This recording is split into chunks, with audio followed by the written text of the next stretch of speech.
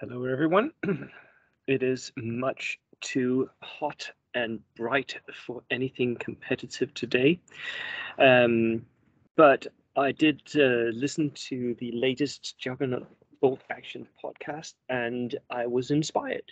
Um, so here's something that is not about competitiveness, but it's a suggestion for Warlord games. Basically, that is what I'm doing. I suggest that they make an alternative history what if book of and I have 9 different nations that I think this all started when the joggers sort of in their latest podcast episode had a bit of a laugh about what would you like to see, what alternative history nations would you like to see, and most of them were pretty silly, but there are some very interesting what ifs or nations that actually did fight in World War II that you could easily do and could easily make army lists for, and which would be interesting to model and interesting to field. So these are my 9 suggestions for that. And if you in the comments could list your favorite suggestions for what you would like to see represented in the what if or minor nations maybe for World War II, that would be awesome. And remember to include the reasons why you think it would be awesome. Right, I'll start with my number 1. Sweden, Allied Sweden. Now, Sweden in World War II, they were neutral, right? But it was actually contemplated several times whether or not Germany should invade Sweden as well.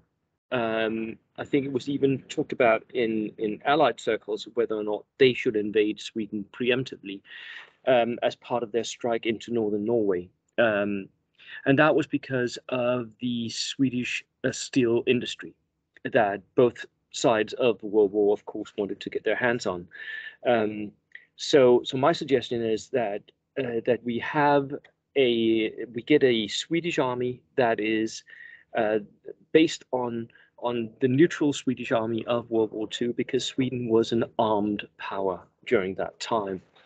And that could easily have been a what if army. What if Sweden was actually invaded by the Germans and they would have to fight off the Germans? So a what if Sweden that actually fights in World War II? That's my first suggestion.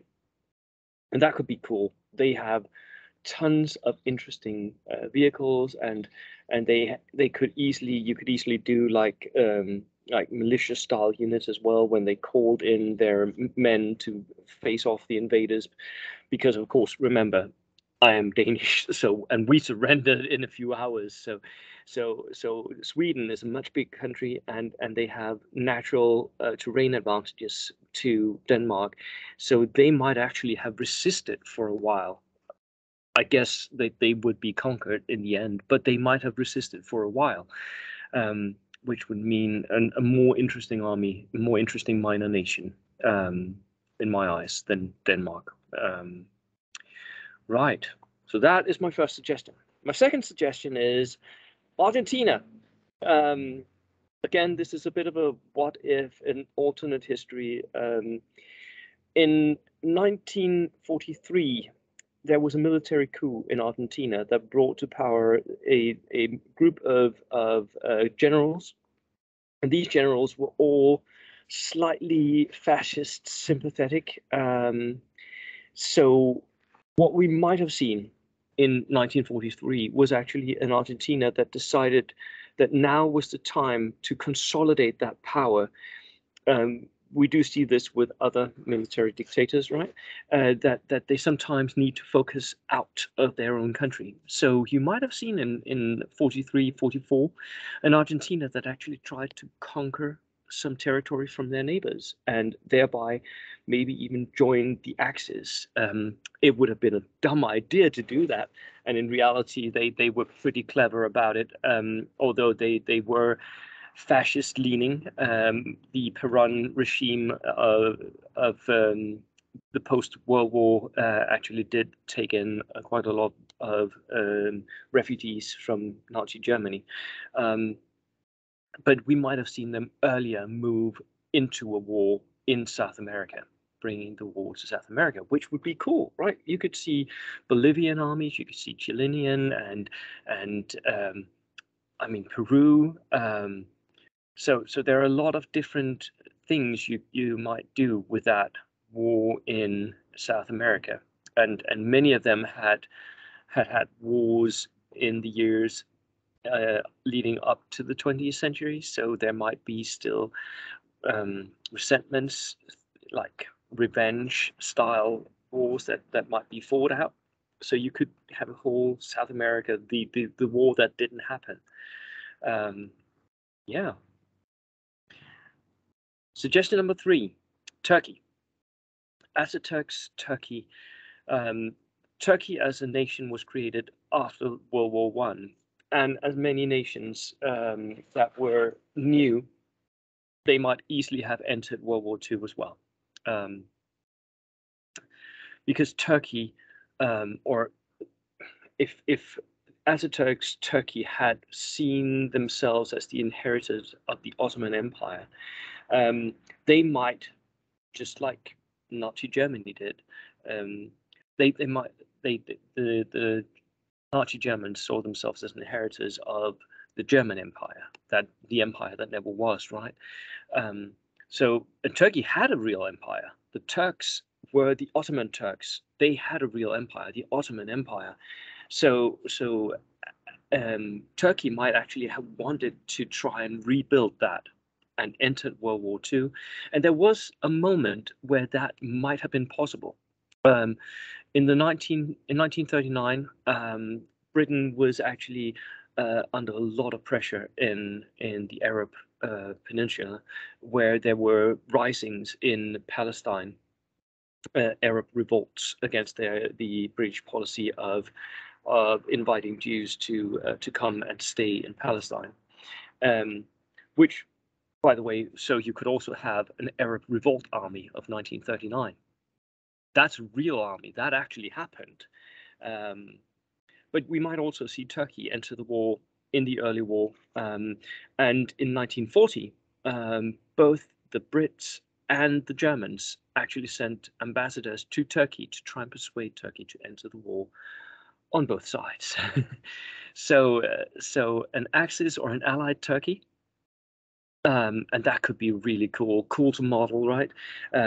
Turkey had cavalry units, they had a fairly modernized army, but they did lack a lot of equipment. So either depending on whether they joined the Axis or the Allies, that could have been an influx of Axis or Allied equipment to the Turkish army, which again could have influenced how they would end up looking.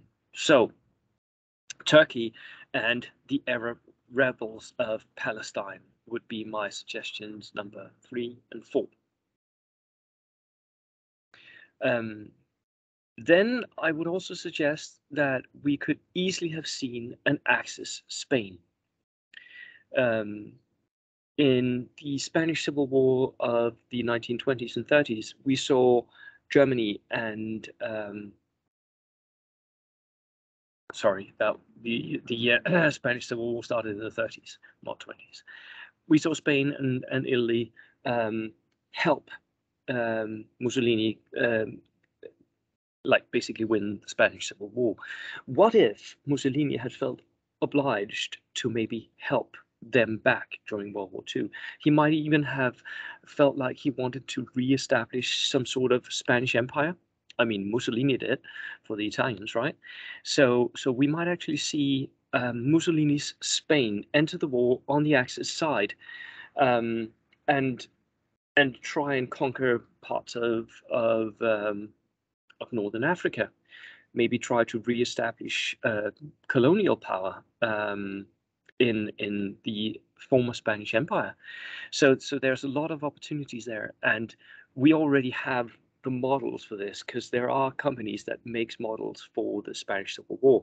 So we have models that would be how the Spanish army of the 1940s would look.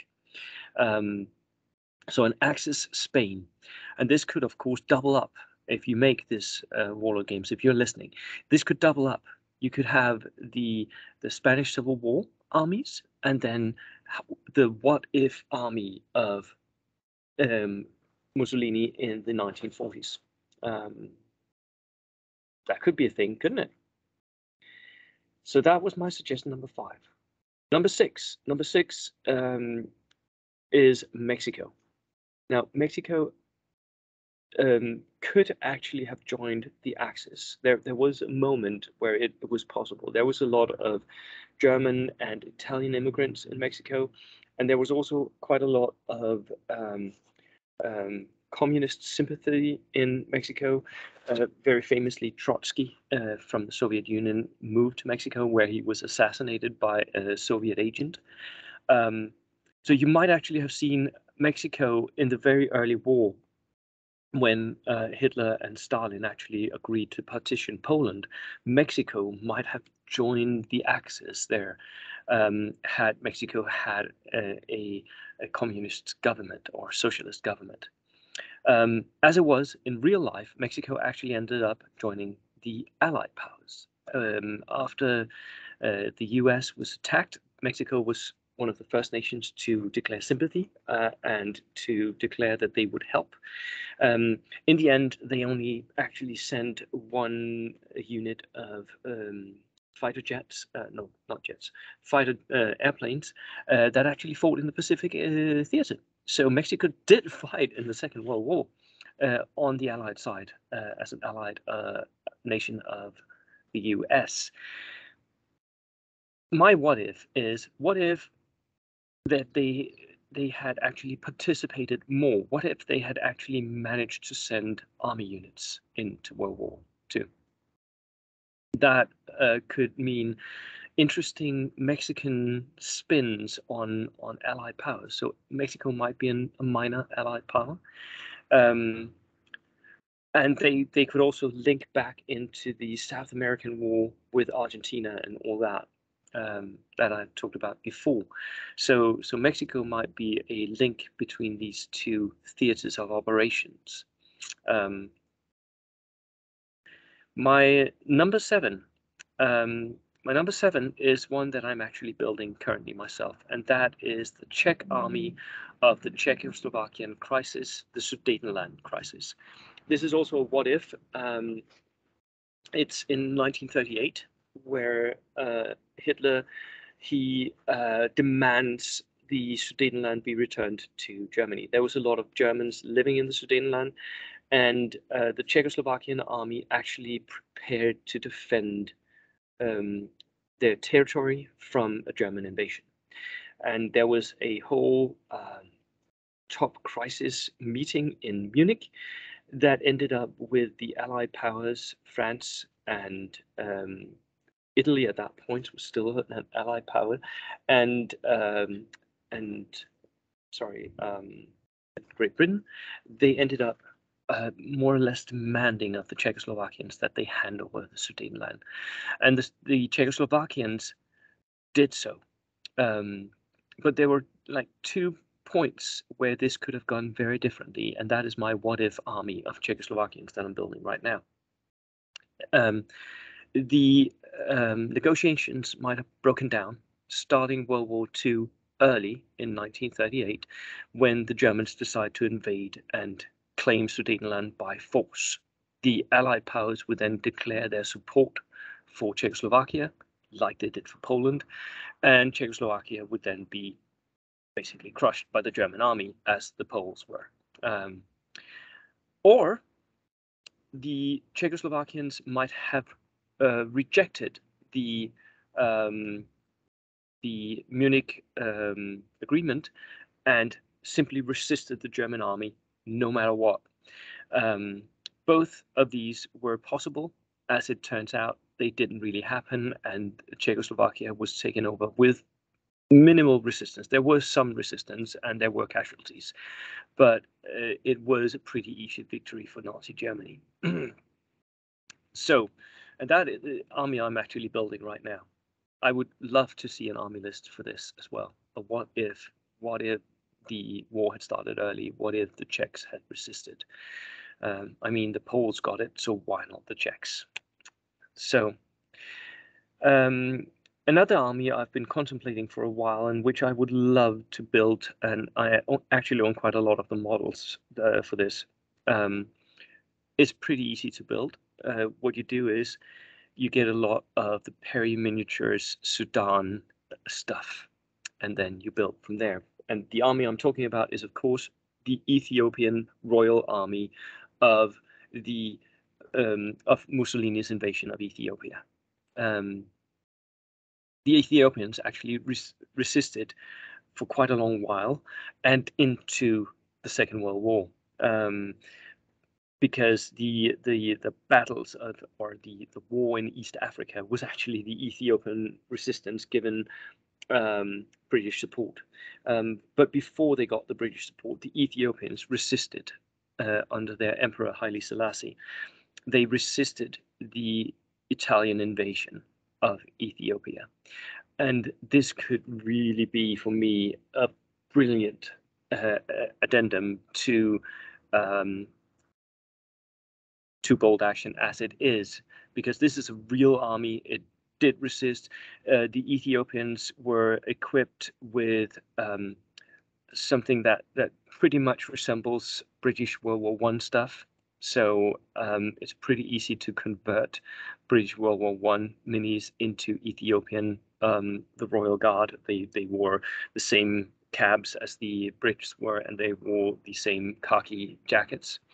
The only thing that they did differently was their lack of boots. So many of the Ethiopian, even the guard units, were barefooted. But the Ethiopian resistance units and the Ethiopian militia units, they were basically the same dudes you get at the Sudan crisis that fought the British army in the Sudan. They had more rifles, of course, and less spears, but that was the army. So so for me, that could be a real cool modeling project as well. And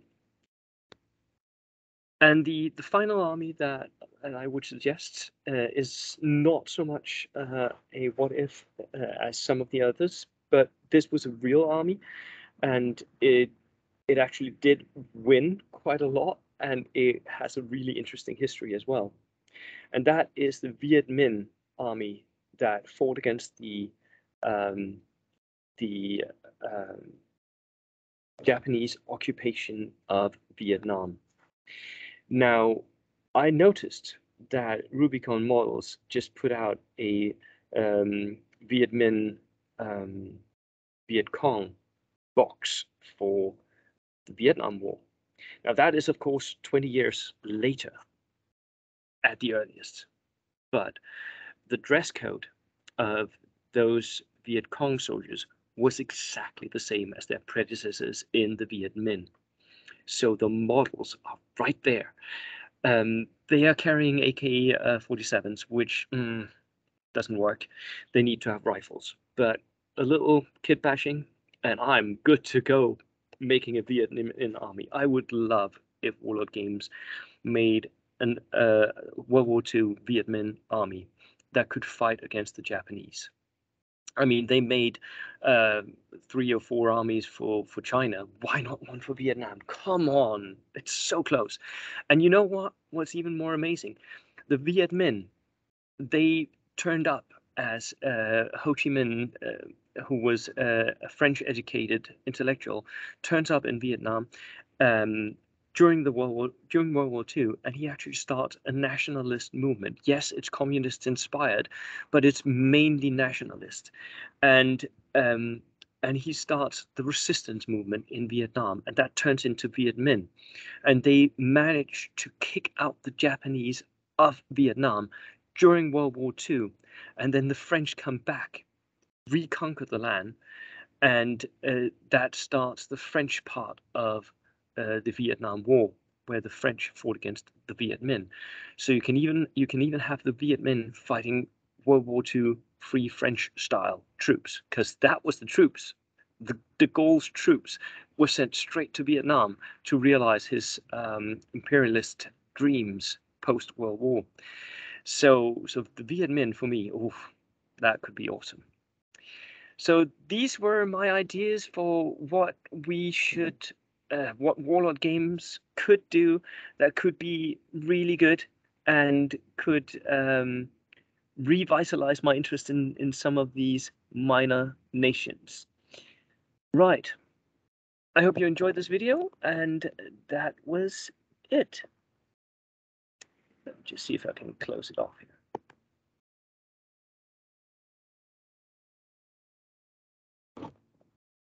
Oh, right. Have a nice summer. Think about alternative history. Cheers.